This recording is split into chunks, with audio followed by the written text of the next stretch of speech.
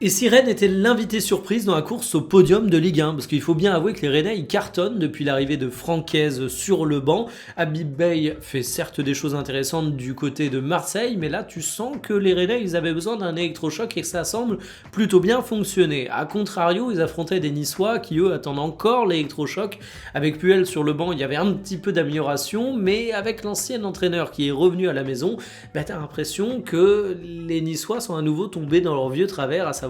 des erreurs qui te plombent la rencontre, parce que le score a été assez sévère, 4-0 pour les Rennais à l'Allianz Riviera, et voici les compositions. Alors les erreurs défensives étaient hallucinantes, Bas a été catastrophique, t'as eu Dante qui a fait une entrée, et justement t'étais dans l'enfer de Dante, c'est le cas de le dire, parce que ça a été un match qui a été très très compliqué, mais Boudaoui au milieu de terrain, c'est un peu la même chose, il a été absolument transparent et tu te rends compte que Nice a manqué de beaucoup de choses au cours de cette rencontre et qu'en face,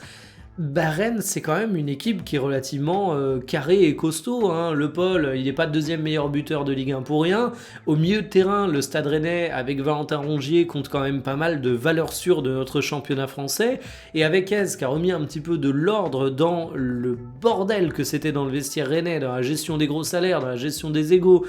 T'as peut-être pas une équipe qui a fait le match le plus impressionnant en termes de créativité, et t'as peut-être pas l'équipe qui a non plus absolument rien concédé. Les statistiques sont assez d'ailleurs surprenantes par rapport au score final du match, mais quand t'as un Nice qui s'offre en agneau sacrificiel à enchaîner les erreurs,